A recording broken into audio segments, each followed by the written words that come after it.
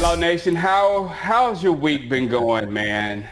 Man, one day at a time, man. Jerry Wayne Jones, he got me and everybody else over here like, what are you going to do next? What are you going Yeah, to do next? yeah. I've been in the dumps. I've been ranting. I sent a tweet out that I'm ranting in my backyard because I said no ranting in 2020, but I didn't think things would get to this level. And with me, I'm gonna take you back to the beginnings of YouTube. It's Right. like I used to go to Dallas, all the time, and I told you that and do a lot of stuff. But the energy the different energy that surrounded the team, and you don't feel, this is personal, this is me, this is my personal feeling when I was there. I don't personally feel, and I didn't at that time, that winning was on top of other things Right. there. Winning was important. Everybody wants to win. I can't say Jerry doesn't want to win. That's ignorant. But there's other things that's over winning. And this what we see right now, the deterioration of our offensive line, the deterioration of our defense, and us just grabbing coaches and throwing them in there just because they got names, Mike Nolan and all that kind of stuff, and not actually doing your research and doing stuff. Right. That tells me that you're winning a certain type of game, keeping us average. Right. And I've seen that for years, and now it's like blaring, and it always comes out of when we lose our quarterback. When you lose Romo, the Band-Aid comes off. And it's not the player, it's the structure of the team, and now Dak, to say you lose Dak and the Band-Aid comes off, and it's a different Band-Aid than a Romo Band-Aid because you're suffering on the field and you're suffering in the locker room. And that's another thing. It's like, man, we don't know how much that dude was holding things together. I'll give you another personal note. When we were going through the kneeling things, I would keep my mouth shut, and he helped me keep my mouth shut. So he was a leader for me as well as the football team, keeping us all together so none of us got caught up in that stuff and we could just move on. And that's what and whatever the truth is, came out when it was supposed to come out. You know what I'm saying? Right. So he was a leader for me, even in that moment when I had weak moments and wanted to say this or that or whatever. Nope, keep your mouth shut, keep it football or whatever. So you have no idea what kind of mental hold Dak Prescott had on that football team right now, and now it's gone, and you're seeing no leadership. And Zeke's talking about, you heard what Zeke was talking about. I want to be a leader. Do you see that happening from him? Well, when you're a leader, you don't have to say it. It automatically is there, right? Right. You It's lead a by natural example. thing. It's a natural process. It's a natural thing, and Zeke seems like he likes to have things on his shoulder, but he doesn't like to, you do it like I do it. Right. And that was Dak Prescott there. You practice like I practice. You put into it like I put into it. And now the team is needing some type of thing like that because they're lost. And all of them statements, I mean, that hurt me so bad to hear the team talking that about about the coaches or whatever. Right. Yeah, I don't care how true it is. It hurts you so bad to hear them saying it. Right. And then the unnamed player, not putting your name to it. And that's what Jalen Smith, he came out and said, hey, it's a horrible that somebody would speak out and not put a name to it. It's trash to me. So now we should know that there's somebody in his locker room that's a rat or a snitch or got some type of other, personal feelings or feelings towards the coaching staff, and they need to weed that out. They need to figure out who said it so that we can be one team, so that we can understand what needs to be done. They got to go, and that's nobody untouchable. Maybe Zeke, but that's nobody other than that. That's really not untouchable. Right. Now, I was getting ready to say, we know it's not T.O. and Dez. You always thought those were the rats. This time it's not T.O. or Dez. It's Bryce Butler, right? Right, exactly. I forgot about that. All right, we got Dallas and the Washington football team this week, man. I don't know what to think about this football game, and as I was sitting here, I couldn't figure out someone to actually look at on that football team to say, oh man, I'm really worried about A, B, or C. You know what I'm saying? Right. There's none of that going on. So what do you think about this game? What do you think about going into this football game? Well, I just think that we still have to slow the game down. I think that they are still a young team that we are playing against, their defense. So we have to figure out not to give them the momentum, meaning that Ezekiel Elliott, please hold on to the ball, no turnovers. And if we can just do that, get Andy Dalton in rhythm. I'm not saying that he's trash or anything, but at least try to get him in rhythm because he is a rhythm thrower. So figure out that, Kellen Moore. Get him in rhythm. If not, then this should be the game because I said around week 6, week 7, if things do not turn around for the offense as it relates to continuity and plays, then Mike McCarthy, we hired you not to be a walk-around coach. It's time for him to step up and pull that playbook and say, hey, I'm calling the plays now. Yeah.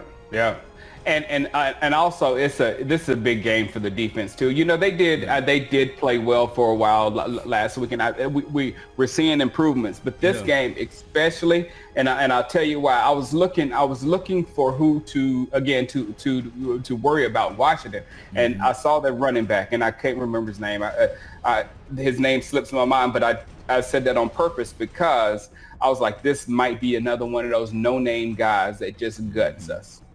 You know what I'm saying? Because he's had decent games the last because of watching in fantasy. But if we just let a decent, just like a no-name average running back gut us again, that's going to hurt.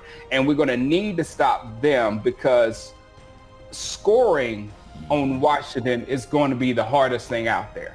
And that's what we suffered. I mean, it took them, two pass interferences in the end zone for us to get in the end zone. Scoring is what wasn't easy for us against a lesser front seven. They don't have a Buda Baker, but Washington has. Let me tell you what they have. This is what scares me about Washington front seven.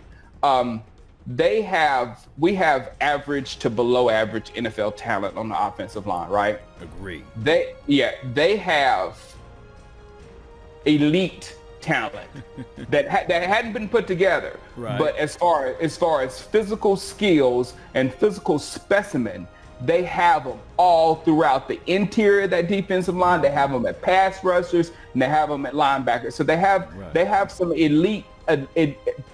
Their man is better than your man straight up type players. Right. And that scares me because when you talk about an offensive line, they can just come off the ball, and once they know they can do you any kind of way, then they're gonna start suing you. You know how when sue gets in your head, say, oh, I can do you anyway. Right. Then it starts to become a different game. They scare me on that level, so we need to be able to score on them.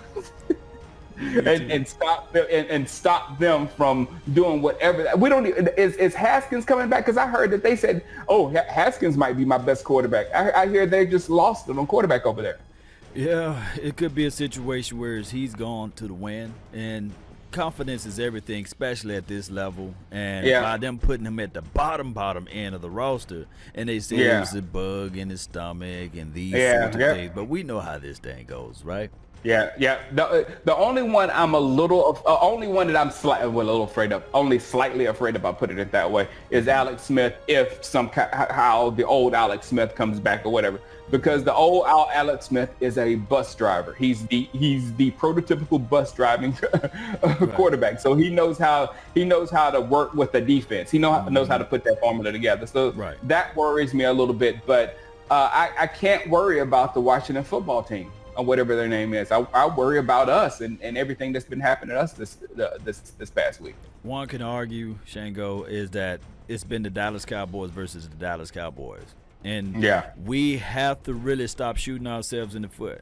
Ezekiel Elliott playing basketball with the football gave them, the opposing team last week, 14 points. Every time we get a turnover, the opposing team always score. So if we eliminate just that part of it, it eliminates the confidence on the opposing team. It also builds confidence for us. If we can just stack things together, maybe we need a big kickoff return, a big punt return. Maybe we need a pick six. Somebody need to do something to help elevate this team. Yeah. And again, also that, and somebody needs to be a vocal leader or something to get these people together. I like what Jalen Smith said. You know, that was one thing that galvanized the team, but it is in need of someone that will bring them together, because that is a necessity. Football is the ultimate team. People like to say, you know, quarterback on the field is just another player. It takes 11 players. It takes for that quarterback to be successful. All them other players gotta do it right, and people don't understand that. They like to put it on that one player, like to put it on that quarterback. But we need to be together as a team, especially right now, because this is like when we had Parcells and we were gutting out games. It was just team wins. We were figuring out how to do it. We were figuring out how our offense works with our defense and things of that sort. And that's the place where we gotta go the rest of the season for this season to be productive. But it's hard for me to trust the players. It's hard for me to trust the coaching. It's hard for me to trust Jerry. It's hard for me to trust anything, because again, like my barber, he's a football fan, but he said all you are is your tape. Yeah. And the Dallas Cowboy organization has put tape out for the last 25 years. Mm-hmm. And if you look back at their tape, you're going to see the same thing. You know what I'm saying? And it's hard to think something different is going to happen when you look and you got proof of what's been happening. Yeah. I mean, you speaking nothing but the truth here. And you take on the identity from what the top is pushing out. Think about this. The Steelers, and I hate to bring them up. I can't stand them. But they play and they match the intensity of their city, their town, their location, their coaches, what have you. They're going to give you a full 60 minutes of hard football. The Baltimore Ravens, someone can argue the same thing. They're going to give you their full heat action of, hey, you got to play the full 60 minutes. They grit, they grimish. And the Dallas Cowboys, we just sit back and lay back. About those two teams that you just said, about those two teams, the second thing, we don't know what type of football team we are. Right. The Ravens and the Steelers, you've known what type of football team they are from the last 25 years, right? Or longer for the Steelers. You know you're gonna get your head knocked off when you go into Pittsburgh. That's what type and run the football, being very physical, all that kind of stuff. That's what they do. So it's like we like to entertain, and we do that very well. We do that very well.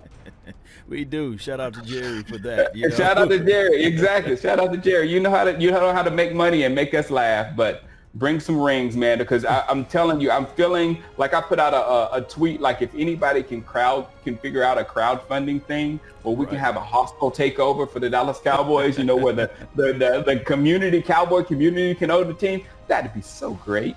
That would be, man. That would be fantastic. We'd vote on general managers and all that kind of stuff. That'd be awesome. Oh, pure utopia. All right, I'm leaving you guys with that beautiful thought, and I'll see you on Sunday. Law will be making his videos, and I'll be live on Sunday early. We got an early game, so we can get the game over with and go to sleep. Oh, yeah. Yeah. Cowboys victorious this weekend. Let's go. Can't let that team beat us. Exactly. Right. I mean, I don't care what happens to us. Please just win your NFC East rivals, and don't let Jason Garrett beat us in any time this season for any reason whatsoever. That's all. Yes, indeed. That's all. All right, let's go. Holla. Peace.